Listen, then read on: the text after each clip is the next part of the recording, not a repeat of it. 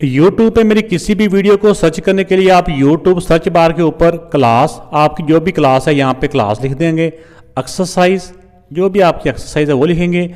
आपकी बुक अगर federal board की या सिंगल जो नेशनल करिकुलम है या नेशनल बुक फाउंडेशन है, पंजाब टेक्स्ट बुक बोर्ड है या पंजाब का करिकुलम जो टेक्स्ट बुक बोर्ड है, अब इसकी इस शॉर्ट स्पेलिंग में भी आप लिख सकते हैं। SNC, NBF या PTB, जो भी आपकी बुक है आपने सिर्फ उसको लिखना है। आपने आगे सर नदीम मुनव्वर लाजमी तौर पे लिखना है। ये लिख के सर्च के बटन के ऊपर आप क्लिक करें, आपके सामने उस एक्सरसाइज के तमाम क्वेश्चन आ जाएंगे।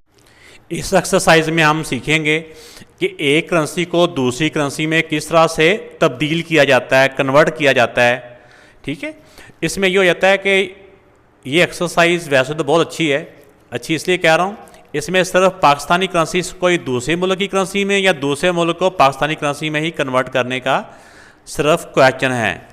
बात क्वेश्चन ऐसे भी हो जाते हैं कि एक करेंसी को यानी किसी और मुल्क की करेंसी को किसी और मुल्क की करेंसी में किसी दूसरे मुल्क की करेंसी में कन्वर्ट करने के क्वेश्चन भी आ जाते हैं, लेकिन मुश्किल नहीं होता है। इसका मैं तरीका आपको बता देता हूँ।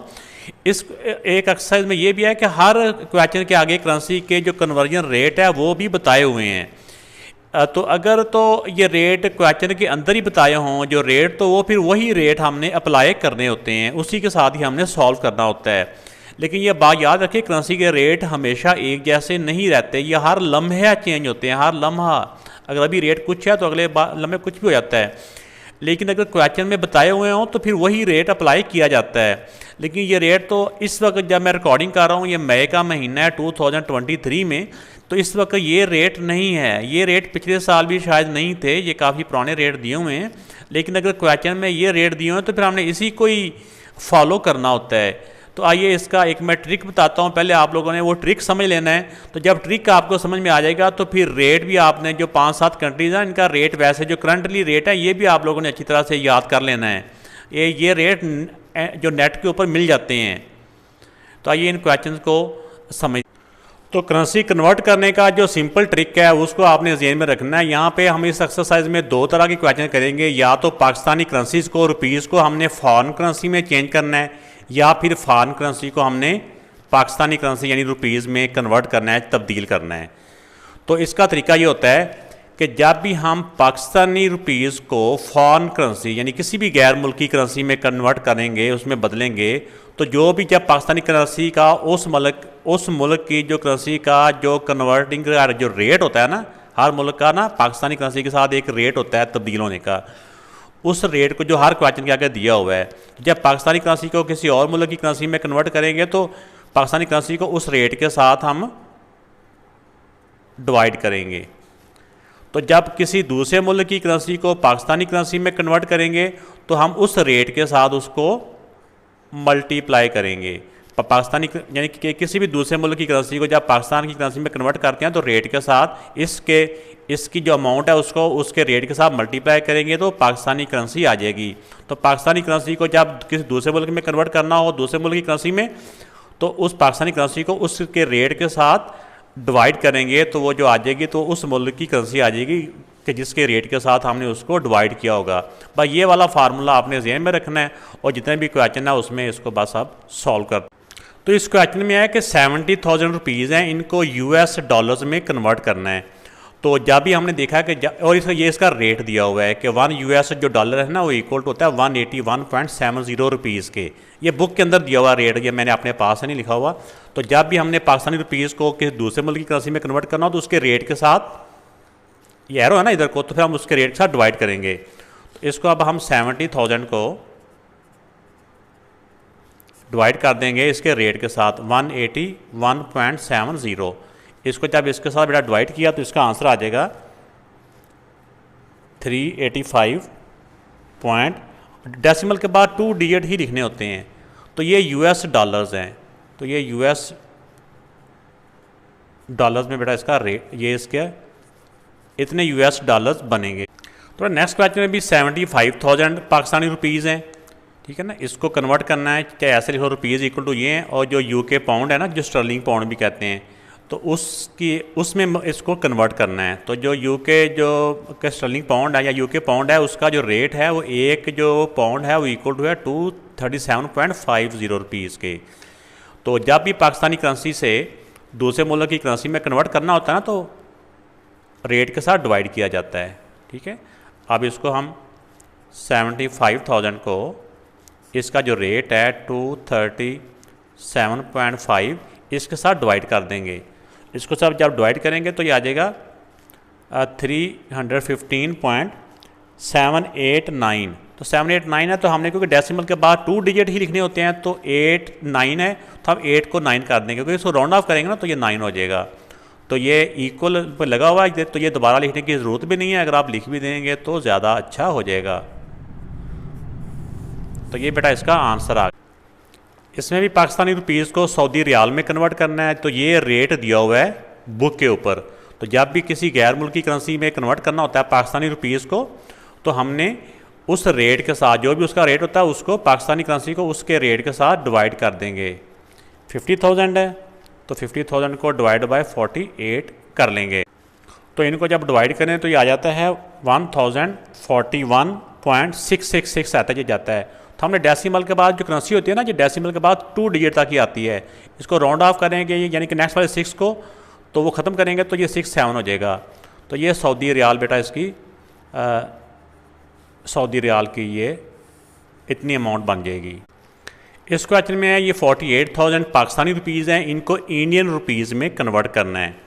तो इसका जो रेट है 1 इंडियन रुपीज़ का रेट है वो 2.03 पाकिस्तानी रुपीज़, क्योंकि इंडियन की करेंसी भी रुपीज़ है और पाकिस्तान की करेंसी भी रुपीज़ है, तो ये पाकिस्तानी रुपीज़ है, इसको PKR भी बोलते हैं। तो जब इंटरनेशनल लेवल पे तो ये करेंसी चेंज क्यों करते हैं? जब भी हम एक मुल्क से यानी पाकिस्तान से दूसरे कंट्रीज़ में जाते हैं, या दूसरे मुल्क वाले एक मुल्क से दूसरे कंट्री में जाते हैं, तो जिस कंट्री में जाते हैं वहाँ की करेंसी वहाँ पे यूज़ होती है, इसलिए वो करेंसी को चेंज करवाना पड़ता है। इस तरह जो इंटरनेशनल बिजनेस होते हैं वो भी उन मुल्क की करेंसीज़ में ही होते हैं जहाँ से हम चीज़ सेल परचेज़ कर रहे हैं, या फिर नॉर्मली डॉलर्स में जो नेशनल मार्केट है वहाँ पे डॉलर्स की करेंसी यूज़ होती है। तो इसमें अभी इंडियन करेंसी है, यानी दूसरे मुल्क की करेंसी है, तो इसको में जब कन्वर्ट करना होगा तो हम पाकिस्तानी रुपीज़ को उसके रेट के साथ डिवाइड कर देंगे। आपके जहन में आता होगा ये डिवाइड ही क्यों करते हैं, एक ही फार्मूला क्यों बता दिया। ये क्वेश्चन इस तरह किया कि पाकिस्तानी करेंसी ना उन तमाम कंट्रीज से इनकी वैल्यू कम है, इसलिए ये डिवाइड हो रही है, वरना बाद ऑफ ऐसा होता नहीं है। लेकिन जितने भी ये सवाल हमारे दिए होते हैं ना, इसमें वो तमाम कंट्रीज़ के नाम ही होते हैं जिनकी करेंसी पाकिस्तान की करेंसी से क्या है, हैवी है, भारी है, उनकी वैल्यू ज़्यादा है, इसलिए ये फार्मूला बन जाता है हमारा, जो हमारे लिए आसानी पैदा कर देता है। अब इसको इसके साथ डिवाइड कर देते हैं। जब इसको इसके रेट के साथ डिवाइड किया तो बेटा ये आ गया 23,645.32 रुपीज़। तो ये इंडियन जो है ना, इंडियन रुपीज़ में ये अमाउंट आ जाएगी इतनी। जब पाकिस्तानी 48,000 हो जाएंगे तो इंडियन के रुपीज़ में वो 23,645 रुपीज़ बन जाएंगे। अब इस क्वेश्चन में है ये पाकिस्तानी करेंसीज़ को ऑस्ट्रेलियन डॉलर्स में कन्वर्ट करना है। तो जो 1 ऑस्ट्रेलियन डॉलर होता है वो इक्वल टू होता है 134 पाकिस्तानी रुपीज़ के। तो अब हम क्या करेंगे कि जब इसको फॉरेन करेंसी में कन्वर्ट करना होता है पाकिस्तानी करेंसी को, उसके रेट के साथ डिवाइड कर दिया जाता है। 134 के साथ हम डिवाइड कर लेंगे, तो इसका आंसर आ जाएगा 261.19। इतने ऑस्ट्रेलियन डॉलर्स वो बन जाएंगे। ठीक हो गया, डॉलर्स। तो ये इसका आंसर आ जाएगा। इस क्वेश्चन में है कि 80,000 पाकिस्तानी रुपीज़ को चाइनीज़ जो युआन है उसमें कन्वर्ट करना है। ये इसका सिंबल्स होता है, ये बुक पे ऊपर तो मुझे नज़र नहीं आया, तो ये वैसे मैं लिख दिया। चाहे आप यहाँ पे चाइनीज़ युआन लिख लें कि 1 चाइनीज़ युआन इक्वल टू ये इसका रेट है। तो जब हम इसको कन्वर्ट करेंगे, आजकल ये रेट नहीं है, ये हमने वो रेट लिख रहे हैं जो बुक के क्वेश्चन के अंदर दिए हुए हैं। तो हम इसको इसके रेट के साथ डिवाइड कर देंगे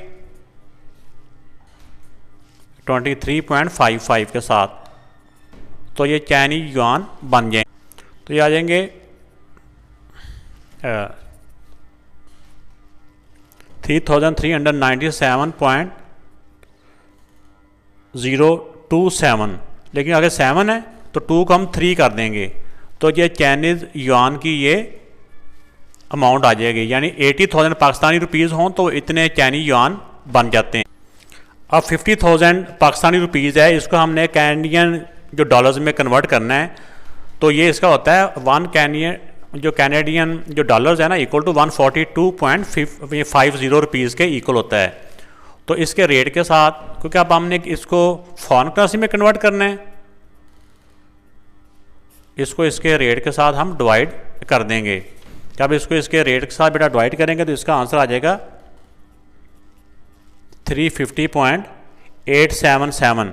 तो 877 की बजाय ना अगर 5 या 5 से बढ़ाओ तो नेक्स्ट वाले में 1 प्लस कर देते हैं, 8 हो जाएगा। तो ये आ गया कैनेडियन डॉलर्स। तो ये बेटा इसका आंसर आ गया। आप चाहे इसके पूरे स्पेलिंग के साथ यहाँ पे लिख लें, ऐसे नहीं है, आप जैसे आप के टीचर आपको परमिशन दें उसी तरह आप लोगों ने कर। अब इस क्वेश्चन में ये पाकिस्तानी रुपीज़ इतने हैं, यहाँ पे ऐसे भी लिख सकते हैं अमाउंट ऑफ कन्वर्जन कि जैसे उन्होंने अमाउंट टू बी कन्वर्टेड ऐसे भी लिख सकते हैं, लेकिन ये शॉर्ट फॉर्म होती है। रेट एक साइड पे लिख लें या रेट इसके साथ लिख लें, फिर भी ठीक होता है। जो टर्किश ही कहते हैं या इसको टर्किश ही बेहतर रहेगा, लीरा, ये इसका रेट भी दिया हुआ है। इसका जो सिंबल होता है ना जो लीरा का वो ये वाला होता है, ये एल शेप में होता है, दरमियान में थोड़ी सी लाइनें इस टाइप की होती हैं। तो इसको जब कन्वर्ट करेंगे तो 70,000 को इसके रेट के साथ हम डिवाइड कर देंगे। तो जब इसको इसके साथ डिवाइड करेंगे तो ये आ जाएगा 5718.95। ये इतने लीरा इसके बन जाएंगे। 70,000 पाकिस्तानी जो रुपीज़ होंगे ना उसके इतने लीरा बन जाएंगे। वीडियो अच्छी लगी तो लाइक तो बेटा ज़रूर कीजिएगा, कमेंट्स करके बताइएगा, और कोई एक्सरसाइज चाहिए हो तो ज़रूर कमेंट्स में बताइएगा। अल्लाह हाफ़िज़।